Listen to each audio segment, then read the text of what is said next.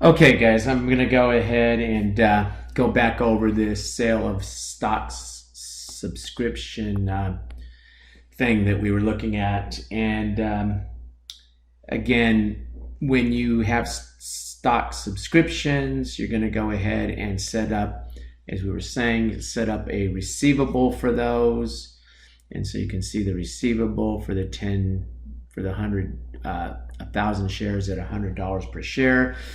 The par value is $10 per share. That goes to common stock, and then we credit the common stock subscribed. We credit the additional paid-in capital for the 90,000. Now, in this example, they said, well, what happens if you have collection of subscription and you don't collect the full payments for all of this? So we got what? We got 80,000.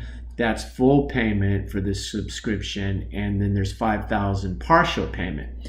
So at that point, you debit the cash, credit the subscription receivable. There's still 15,000 outstanding, and then you're going to go ahead and debit the common stock subscribe for the $8,000. That's the 800 shares. Okay. Now, just to make sure that we're clear on how we got 800 shares, it's what?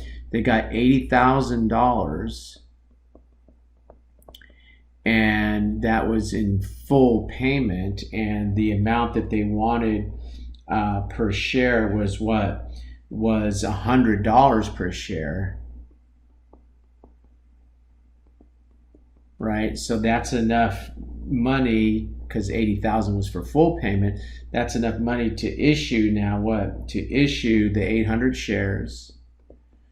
So they get those 800 shares that they're able to issue, 800 at the par value. And so I just debit common stock subscribe and credit the common stock issued for the 8,000. Okay. Now what happens? Now we sit here and we have the situation where they're saying, well, what happens if they don't pay you the rest? They still owed me 15,000, and then they say, hey, I'm not buying the stock. Well, how would I handle that? Well, I just want to show you this part right here. Okay, issue stock in proportion to the amount that was paid. Okay, so how's that going to work? Well, at this point, I have what? I have an extra $5,000, don't I? Because they paid me $85,000. Just looking back up at the top here, they paid me $85,000. $5,000 was for partial. So I've still got this $5,000, right? Okay, and if I got $5,000 and then I sit there and it was supposed to be what? $100 per share.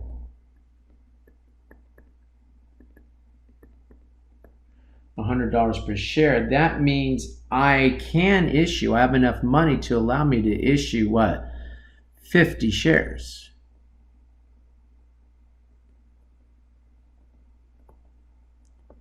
So since I have enough money to issue 50 shares of stock, right? Because it's supposed to be $100 a share, and it was $5,000. 5,000 divided by this 100 is going to give me enough money. Just check my math. 5,000 divided by 100. Yeah, it gives me enough to issue 50 shares. Okay, so I've got these 50 shares that I can issue. So I'm going to go ahead and I'm going to issue those shares.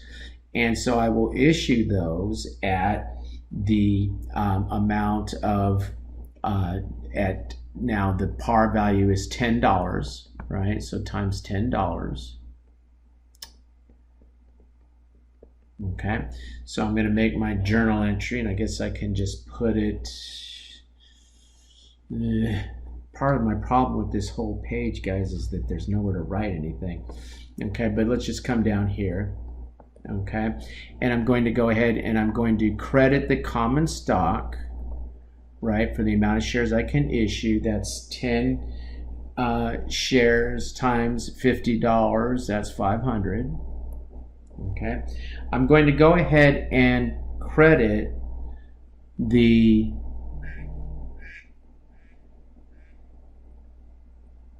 stock subscribed.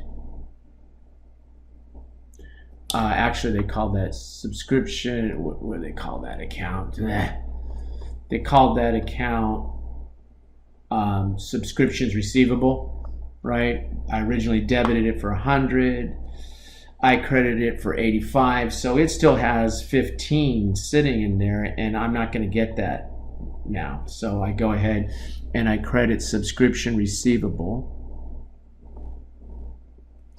for subscription receivable. I'm going to go ahead and credit that for 15,000. That gets rid of that. Okay. Then I'm going to go ahead and get rid of the common stock subscribed.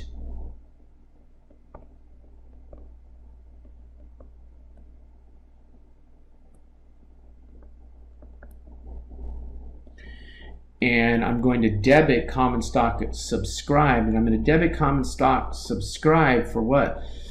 For the 2,000 that's still in there, right? I went ahead and I credited common stock subscribed for 10, right? When I got that stock, when I first, not when I got the stock, but when I first had kind of issued the stock. Before I got the money. So I couldn't actually issue it until I got the money, but I credited common stock subscribed, and that was credited for 10. Then when I got the money, I was able to issue, because they paid in full on 800 shares, so I was able to debit common stock subscribed for 8. So there's still 2,000 left in there. So I would go ahead and debit the common stock subscribed. That's a debit for 2,000. These are debits. These are credits. Okay.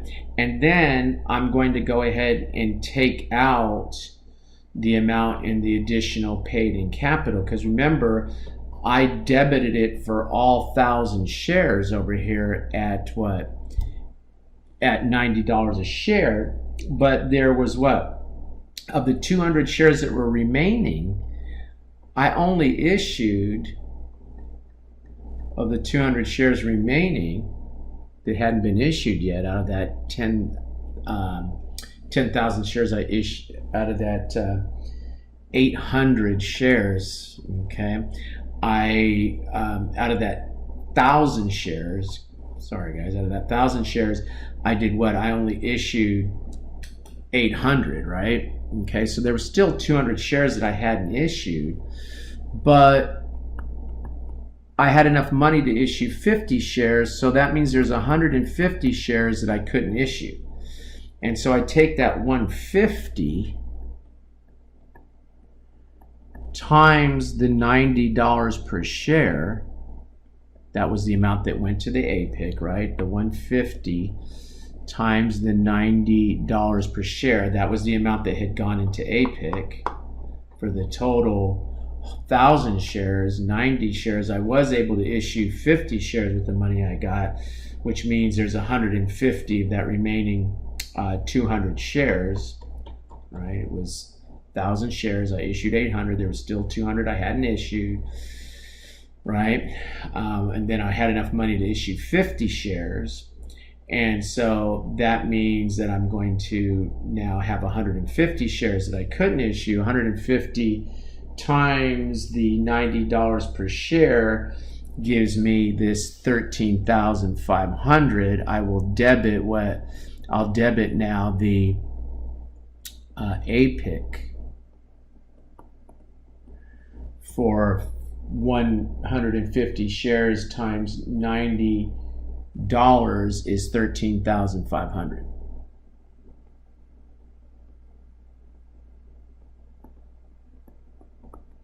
Okay, and that's of course a debit also.